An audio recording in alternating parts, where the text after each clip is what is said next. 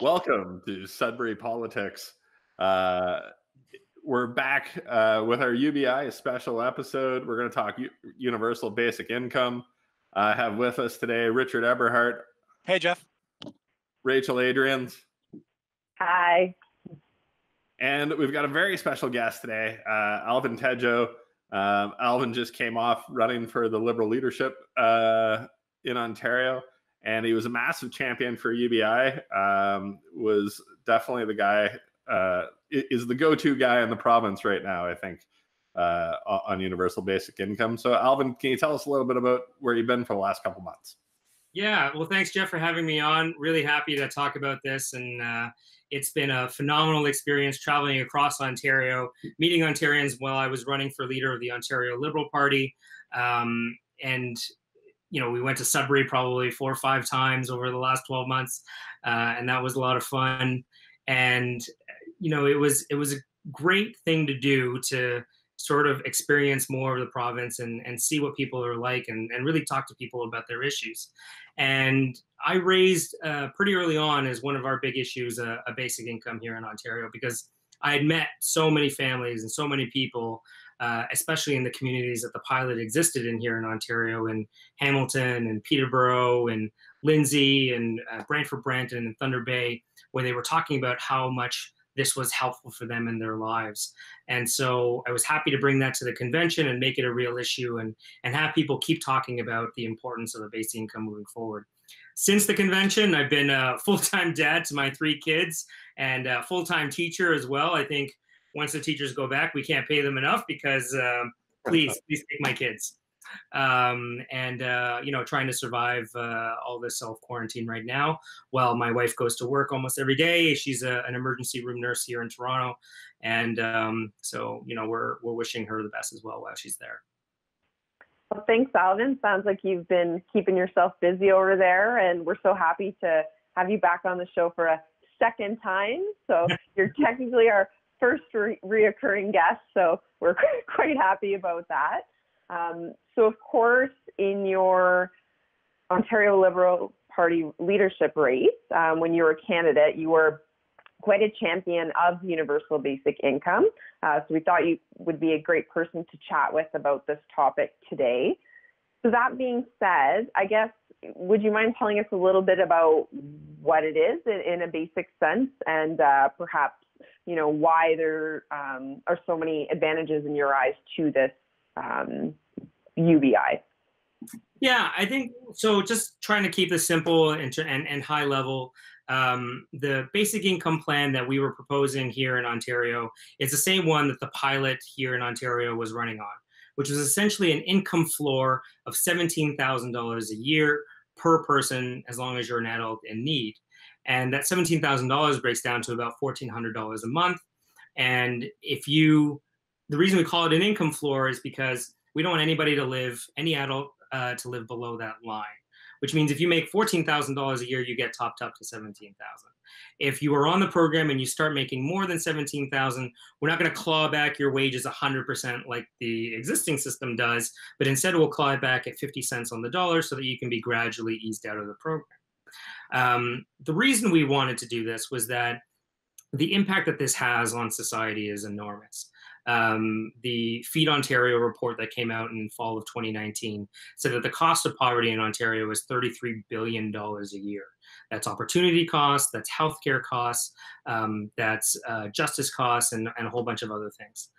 And the cost of our program, as estimated by the Parliamentary Budget Officer in Ottawa, was around $17 billion here in Ontario. But how the program would actually work was that we would roll in all of Ontario Works and the ODSP program, the Ontario Disability Program, into a basic income. So it's actually much, much easier to administer, because the only thing you need to qualify is your previous year's income. And then once you qualify, you're on the program, and it's much simpler to actually implement.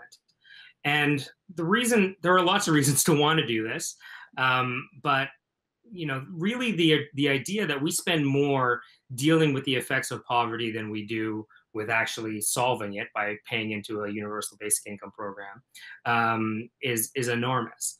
And considering we're the 20th largest or 20th largest economy in the world if we were our own country. There's no reason that we should have 2 million Ontarians living under the poverty line right now. Yeah, I find that really interesting. Like, I've been a big fan of universal basic income for quite a while. I learned about it from Hugh Siegel years ago. And one of the things he points out is, is there a line that that anybody in this country would think that people should live below, right? You need to have a basic level that everybody can't drop below. And we spend a lot of money on the resources to figure out, do you qualify for EI? Do you qualify for, Ontario Works and all of these programs? And in that, you end up with these massive gaps that people fall through. And universal basic income seems to plug a lot of those holes. What's the benefit of plugging those holes and getting money to those people that much faster? So, Jeff, I think what you're looking at is, you're right. There's a patchwork right now that exists. And since we're in the middle of the COVID-19 response, we've added on to that patchwork over and over. And so some of the problems are getting exacerbated. People are sort of falling through the cracks. But what you end up doing is you end up making it much harder for people to navigate, right? People don't know where to go, and people don't know what to apply for. And people don't realize, if they don't understand the program, that if you apply to this, you lose this, and that this benefit only applies if you fall in this narrow band. So the simplicity of it, I think, is one of the greatest things about a basic income. It's easy, it's automatic. You just need to know what your income is. And it breaks people out of that, I need to constantly think about what I'm doing. You don't have to prove that you're poor the way that you have to prove that you're poor when you're on Ontario Works. You don't have to prove that you're still looking for work the way you do when you're on EI. You just know that this is the basic amount that you need just to live. And that's what you're going to get from society, because frankly, the cost of not doing that is far, far greater. And there are two stories I want to share with you really quickly. There was a story of a man who lived in Phoenix, Arizona, who in the 2000s was in and out of halfway homes, in and out of prison. He was a substance abuser. He tried to pick himself up. There were a couple of government programs that put him into some work programs. He was in and out of hospital. He had a lot of medical issues. One day, this man passes away. When he passes away, they have a small gathering of people to talk about him and talk about his life. And his parole officer showed up. His nurse showed up. His social worker showed up. And they sat down and they were having a coffee. And they said, do you realize over the last few years, our government spent over $1 million on this person, and we couldn't help him? What would have been easier? What could we have done? We could have given him a home, or we could have given him enough money to have a home, and we would have ended up spending far less on the system. The system would have spent far less if we had done that, instead of letting him go through these different patchworks of programs to try and lift him out of poverty that weren't actually working. My wife works in the emergency room, and she said, every day there's somebody who comes through who doesn't need to be there, but the reason that they're there is because they need a roof over their heads or something to put in their stomachs. And they come in and they take a spot in the emergency room. They end up taking a bed. They're taking up resources of the hospital. Some doctor has to go see them. Nurses have to go see them. They have to get fed. And every time you register someone in an Ontario hospital, it costs the system a minimum of $1,000. And you just gave them a $7 sandwich. What would have been easier, right? A basic income would have been an easier way to deliver this. So let's simplify it. Let's not spend more money getting fewer results, less results. And let's address the problem right away, which the biggest problem seems to be access to money. So they've tried this before, right? I mean, they tried piloting it in Winnipeg and particularly Dauphin, Manitoba back in the 70s. And they were piloting it right here in Ontario up until the 2018 election and the new government. And I know that we learned from those pilots, Alvin, that that there were some really big impacts, and I'd love for you to talk to us about what we heard out of the Winnipeg impacts and what we heard out of Ontario, but then to thread the needle a little bit on what happens if if the money is there, but the supports aren't there for the man in Phoenix, Arizona, who could have had a universal basic income and may have ended up just as bad off. But first, I really love to hear about those pilots.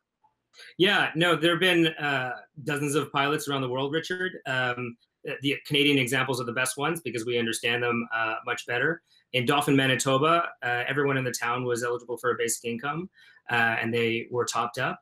And over 4 years, that pilot ran. So we've got some excellent data come out of that. But the biggest numbers that I discovered were an 8.5% decrease in hospital visits. 8.5% decrease in hospital visits is an enormous number, especially when you extrapolate it to a large province like Ontario or a big city like Sudbury, and in terms of how much that could free up in terms of resources. The other one was graduation rates went up because people were less worried about having to have part-time work to put food on the table. And the last one that always blows my mind is a 44% decrease in domestic violence. When people aren't worried about money and they're not fighting about money, when you have addressed that sort of Maslow hierarchy of needs of shelter and food, then you don't resort to poor decisions and violence, and you really open yourselves up to discovering what you need to do to succeed and move forward. In Ontario, and I think this is the biggest and the most important number, I think, coming out of the Ontario pilot that only ran for just over a year, was the employment number. Because the biggest misperception of poor people, if you want to call them that, are that they don't work. Whereas the truth is, 3/4 of them do work. 3 out of 4 people who were on the pilot were working, and they were working multiple jobs, sometimes 3 or 4 jobs. And that employment rate didn't change. People didn't suddenly say, oh, I'm getting $1,400 a month. I can sit on the couch and play video games all day. First of all, that's not enough money to do that and live a real life. And secondly, people want to better themselves. They want that opportunity to find a better job. Maybe they're stuck in 3 or 4 dead-end jobs that they can't get out of because they can't imagine how they would survive without that money. But a basic income would give them that chance.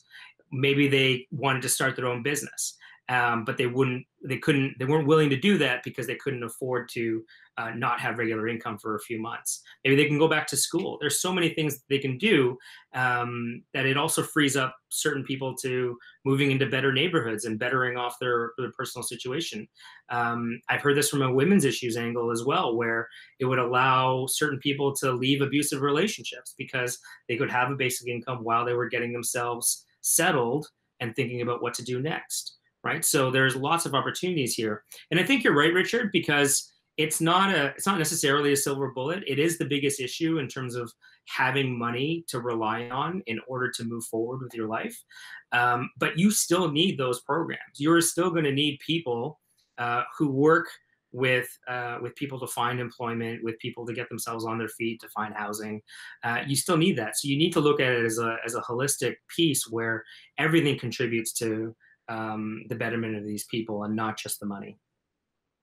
Yeah, one of the things I find interesting about it too is the economy has changed so much, and it's going to continue to change. Whether that's moving to a more green economy and seeing the changes in oil and gas, the gig economy, and one of the big things, and I'm kind of in the entrepreneurial tech sector, the gig economy is going to exist because part of the reality of tech right now is that it moves so fast that by the time you come out with one project, you need a massive workforce for Uber, and then Uber doesn't exist anymore because self-driving cars come in. You need Amazon drivers, but then same thing with the self-driving vehicles. But you're going to see new gigs come up around this, and for people to move from one gig to another, to train from one to another, having some kind of safety net that they don't have to go through a process of, do I qualify? If I make $1,000, do I lose $12,000 from EI? Being able to make that quick switch is really important. And where do you see that piece of UBI in kind of the new economy? So I want to talk about the CERB really quickly, because you brought something up in terms of the gaps in the system, which made me think about that. The system right now, it's great that what they're doing, and they're able to do it as quickly as they were able to do it. I commend them for having thousands of applications a minute and being able to give people money within a couple of days or even hours of applying. That's phenomenal. But the CERB is the perfect example of how the current system, the current patchwork system of eligibility and different programs, lets people fall through the cracks, right? There are so many people out there right now who say, you know, I'm in the gig economy, I'm an entrepreneur, I'm self-employed, whatever it is, I can't rely on a normal income, and for some reason I don't qualify for this program because I don't fit the narrow definition of a traditional worker in the government's mind. The other problem that I see with that is that people are doing that calculation that you just said. You know, my brother, who was laid off of his regular job, was taking a part-time job to try and make ends meet since COVID started. But when he was applying for CRB, he's like, oh, you can't have worked in the last 2 weeks.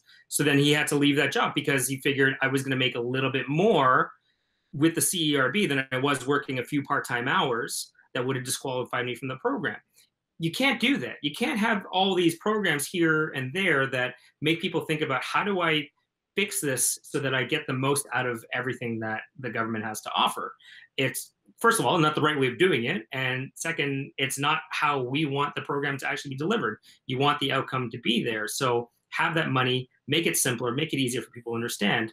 But like you said, Jeff, there is going to be a much larger need for this, not just right now, but in the very near future. I mean, 1 out of 3 jobs is going to be automated or replaced through artificial intelligence in the next 10 years, right? That's how many jobs are at risk. That's 33% of jobs. That's, you know, the truck driver who represents the most common job for men in Canada, and the retail worker, the most common job for women in Canada.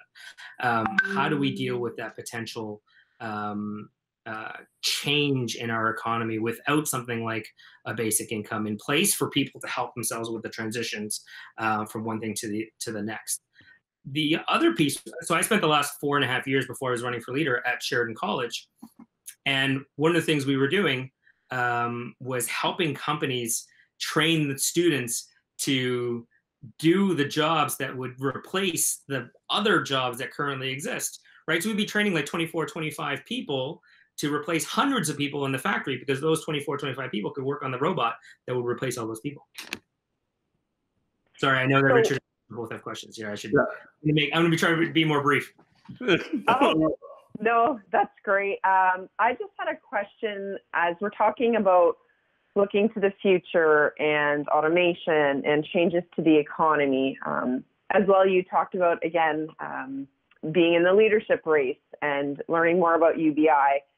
So I'm wondering, in terms of a partisan standpoint, going forward as a Liberal candidate potentially, are you still going to be a champion for UBI? And if so, what can be done to help push UBI along? Of course, you talked about the pilot project that we had in Ontario. You learned a lot from that. How do we move forward? Yeah, I think what's important is that we find people who want to continue to be champions for basic income around the province, around the country, and have them continue to push this message in their own parties. Because the more that we can get a basic income as part of a platform for Liberals or Conservatives or New Democrats or Greens, the more likely it is to be happening. What I want a debate of, you know, what's the best form of basic income that we should have here in Canada, not whether or not we should have it at all, right? Let's have an argument of, you know, maybe it's more than $1,400. Maybe it is a universal dividend and not just an income floor. Let's have that debate instead. And I intend to run in the next election, and I will continue to be a champion of basic income within my party. And I encourage everybody else to do that too, because what it takes not just leaders and champions like myself, but you need people who are part of the party or part of any party to go to their conventions, to talk about this policy and say, this is what we need to do right now. And you do have people of different parties who support this. We need to call them out. We need to bring them together, and we need to get this done. So, Alvin, we are in a moment here, and you know it as evidenced best by the fact that we're all in our own home offices, talking to each other, not together in one place. Um, do you have uh, do you have criticisms for the way that this government is spending its stabilization dollars? Would you argue that moving immediately to, or like even the first round of COVID-19 recovery money, and a lot of it has been spent, would have been better spent as universal basic income, or even by extension, that the next federal budget, and it seems like a lot of this is happening at the federal scene and not the provincial scene, but the next federal budget should introduce a universal basic income? Yeah, Richard, I do think that. I mean, it's still my party federally. I do support the federal Liberals. I think they've done a good job of implementing the existing program in a very short period of time. It could have been a huge disaster. You think about Phoenix, you think about any other rollout of any major government program. So I commend them for having this.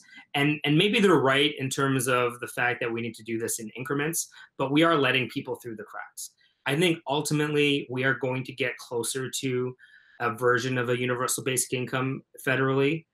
I don't know how long it's going to take. I don't know how long this COVID response has to go on before they see that that's sort of what they need. But eventually, when you make programs for every segment of the population, you're going to get what would have been a universal program anyway, except it made it infinitely more complicated and challenging to actually do. So I would hope and think that the people in the government would get around to just saying, you know, this would be easier if we just did it as one universal program. Now, the challenge is that there's a lot of criticisms around how the government is going to be spending that money. And there's a lot of concern. People have all these concerns around wasting tax dollars, and they should be. You want to make sure that the tax dollars are being spent appropriately. But it's similar, I think it is similar to voter fraud. People think it exists, and I'm not saying it doesn't, but it exists in terms of the point where it's like 0.01% of votes, right? Like it's not an epidemic. And the people who take advantage of the system have been estimated at what 1 to 3% of people are taking advantage of the system. So then, what do you do to address that? You don't throw out the whole program.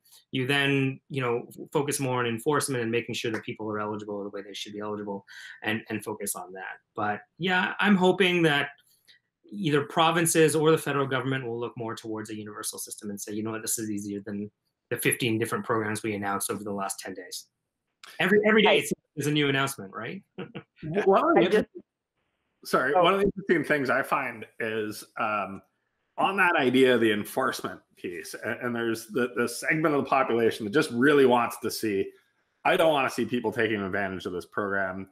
There's people that are going to go, well, the reality is the only way you're taking advantage of a universal basic income is if you go out and you try and make money and then not report it.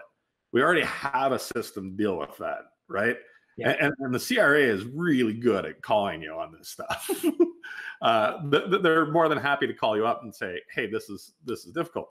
But the amount of money we spend on trying to police this system has become absurd, right? Yeah. And what ends up happening is you have all of these people that are on the lower end of the income scale, a lot who are probably on the lower end of education scales or ability to deal with government programs and things like that are the ones that have to navigate through this really complex system. What does freeing up that workforce from trying to understand that system do to our economy? Yeah, and so one of the concerns among the left or unions that I've heard, one of the reasons the NDP didn't jump fully on board of implementing UBI, and they were just interested in the pilot, is that they're concerned that those people won't have anything else to do. But I think what Richard was talking about earlier in terms of you still need supports for people who need support. You still need to have education programs, retraining programs, employment programs to help people find the right jobs. That still needs to exist. So yeah, there might be some streamlining because a UBI is a much better simplified program to apply for and to implement, that you don't necessarily need all those people doing what they were doing before in terms of individual casework, making sure people were still poor, making sure that no one's cheating the system, making sure that they're navigating the system, but then redeploy them to other things that we need to do to improve those people's lives in the province. There's going to be more than enough things out there to help all the people that need help. This isn't necessarily a silver bullet, but it's going to be the biggest issue that people have. Mm-hmm. So I did want to ask you, Alvin, kind of on a note to wrap things up a bit here. UBI sounds like a great idea. Why do you think it hasn't happened yet in Ontario? Well, it's a lot of money, right? If you look at the different models of basic income, if you're looking at a universal dividend, we estimated that to be just over $100 billion for Ontario alone. $100 billion is a really big number. When you think of the fact that the Ontario government only collects about $150 billion worth of taxes in a year, it makes you look at that even further to say, how would we even do this? So the logistics of a universal dividend where everyone gets $1,000 a month is much more difficult. But you have to start reevaluating how we value work and how we value what certain companies are doing. When I'm not sure if I'm repeating myself, I don't think I am, but when I was at the convention, we had a robot come on stage, and the person who was there was talking about the fact that that robot was replacing workers, and the cost of that robot was only about the same cost as one minimum wage worker for a year. And so businesses are making that kind of investment because it makes sense. But that robot doesn't pay any taxes. That company doesn't pay any more taxes because it replaced a human worker with a robot. And it doesn't need to take breaks. It doesn't go to the bathroom. It doesn't have to get benefits. You just need an outlet, and it works. So, we need to start thinking about the existing system in terms of how the economy works, how taxes work, how we value people's time and corporations. We need to change how we think of that to reassess that. And that's one of the things that Andrew Yang was bringing up in the US, which I think was an important piece. And we were sort of getting to this point earlier, but there really is sort of two sides to the coin of why we need a basic income. One is that, we'll save a lot more and will help deal with the issues of poverty. The other is the future of automation and AI, and how much more disruptive this is going to be in terms of the way the economy moves forward. So I think absolutely need this to get done now. The challenge is, because it's such a big number, governments are afraid to jump into it right away without knowing exactly what they're going to get on the other end. I think for a lot of civil servants and bureaucrats, it feels to them like they're tying their hands into an entitlement program that's going to be enormous, that they can't get out of. They're replacing the devil they know with the devil they don't. And so I don't know how many more pilots we're going to have to do and how many more hundreds of thousands of people are going to have to go through it before a government takes a risk. But you're seeing that already in terms of Spain coming out with a universal basic income. We already have versions of it in terms of our old age security and guaranteed income supplement, as well as the Canada Child Benefit. So, I think it's just about talking about that and talking about that essentially being expanded into UBI. Yeah, one of the things on sort of a long run, more philosophical side, being a bit in the tech industry, there's a saying that if you're not automating, you're being automated. There's only one or the other, right? And we're getting to a point in society, probably not, in my lifetime, but maybe in some of our kids, where all of our basic needs are going to be able to be handled through automation. Yeah. You won't actually need any human labor to produce food, houses, or those types of things. And at that point, what does our society look like, right?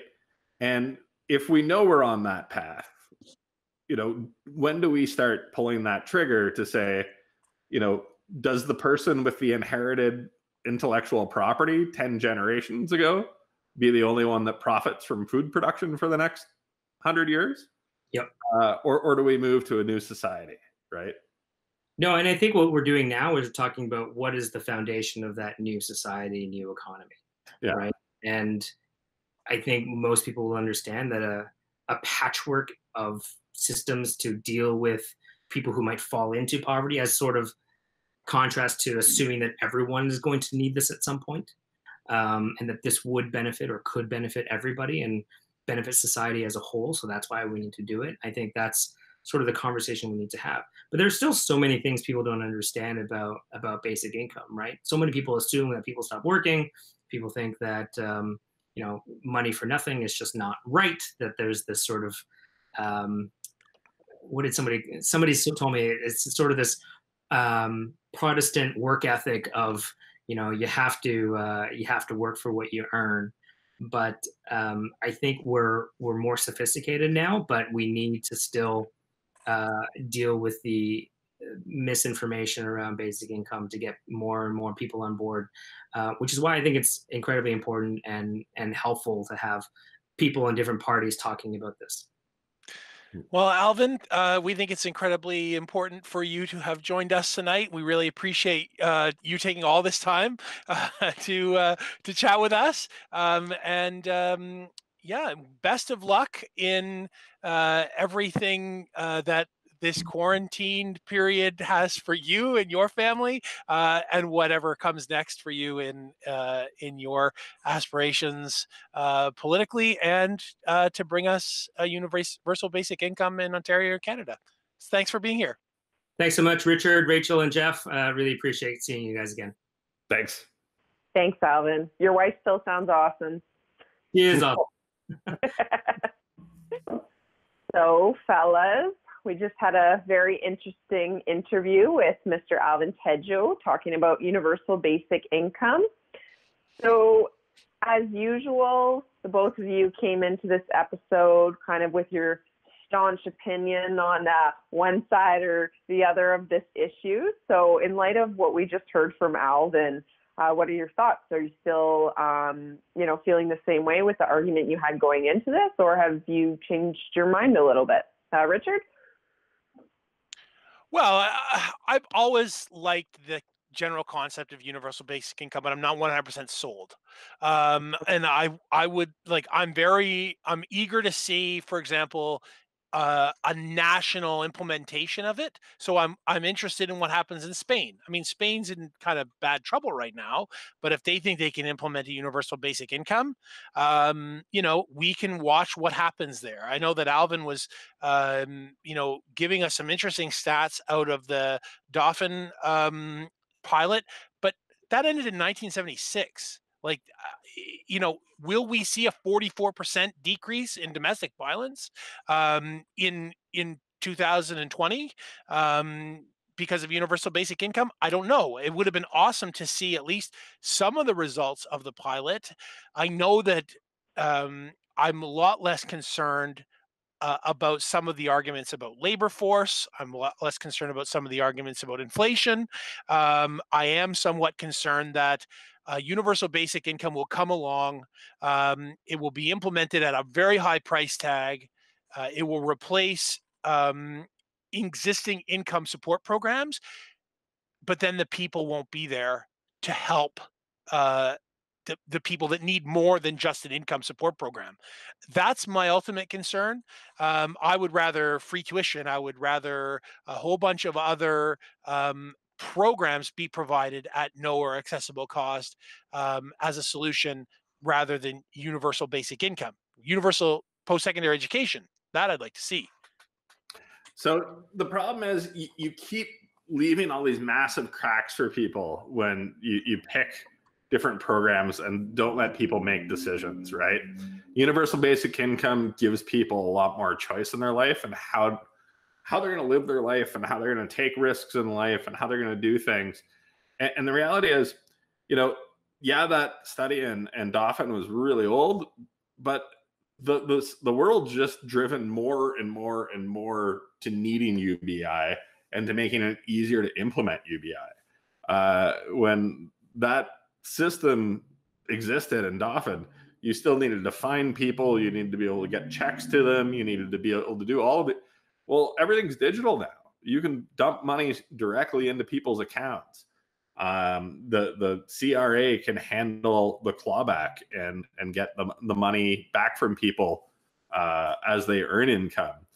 And with the gig economy and with the drive towards more and more automation, what you're going to see is a lot more people available to work in the social sector.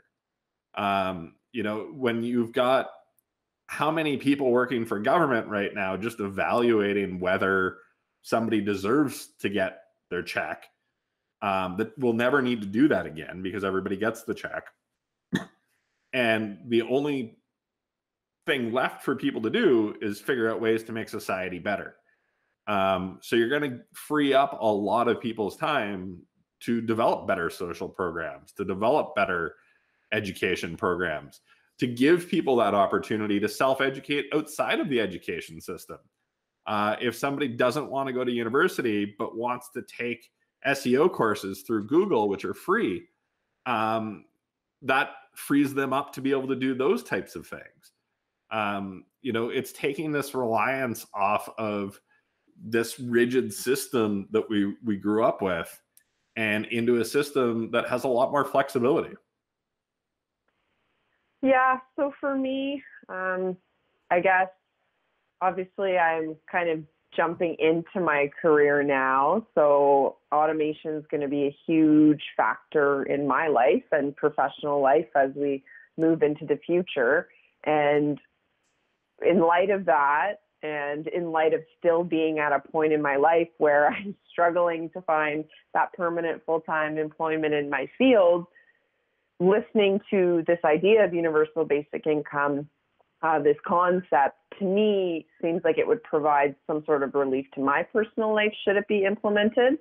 But that being said, to Richard's point of, we've had these pilots, whether they were perhaps not that extensive, and the ones that were done were a long time ago, I'd like to see more studies now, or let's implement it and make sure that, if we try it out, that it's for not just a low income population, not a specific geographical area. Let's try it all, because I know for me personally, while I may not fit into that low income bracket, I do have those worries about employment. Try my best here to pick a career that's going to keep up with automation as I'm a privacy professional. But that being said, that's kind of where my head is at in light of today's conversation. I didn't get a chance to mention this to Alvin, but we talked a little bit about the concept of UBI as COVID response. I think that Jeff could easily sell me on the concept of UBI as a response to basic income support programs in general. Although that whole give it to the people and let them decide what they do is kind of a little bit like other conservative programs that make me sick, like school vouchers or that sort of thing.